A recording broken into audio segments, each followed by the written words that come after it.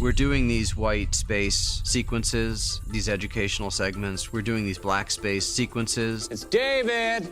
We're in a lot of mental spaces that are not physically real. We've got this one pool location, which is basically a mental space in Farouk's mind. When you're playing with those spaces where the laws of reality, the laws of physics don't necessarily apply, then you have to figure out how to do that.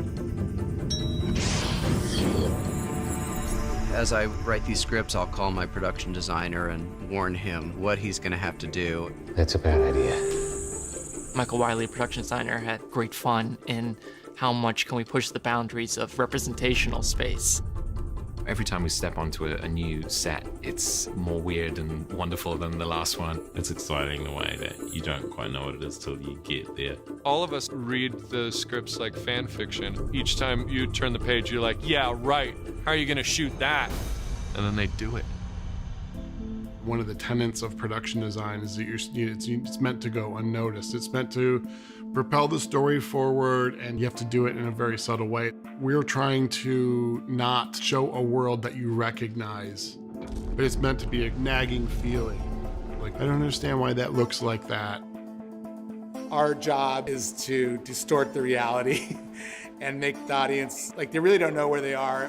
Melanie, once she's returned to Division 3, has been placed into this room that's really meant to disconcert her. This room is scary.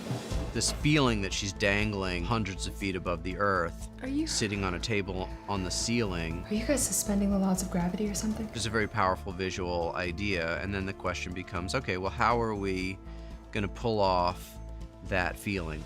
You know, we wanna start out feeling like we're right side up, looking straight down. It's good if there's writing on the walls, and then come up and then see the door, and then the door opens, but somebody comes through it and they're upside down, and now the camera rotates and you realize that you're dangling. It's not like we could build a set on a big gimbal and spin it around and make it like a big movie, so we have to make it work in camera organically. How tall the room is becomes very important, because if you want to see the floor and the ceiling in that shot, then you can't have a huge room, and all those elements becomes part of the fun of it. Things like projection of the city, those things that we're throwing out to create that mood aren't typical of television by any means. Can I just please talk to David? It's the production value, and it's what distinguishes the show. I've never had an opportunity to do such creative things on a show. Us production designers don't get those opportunities very often. You're still working for him. We have freedom to do things creatively and out of the box. I think comic books are like that, in these frames and the storytelling. What? The kind of experimenting that we're doing is the only way to make this kind of show. We get to do really, really crazy stuff and are encouraged to do so. That part's weird.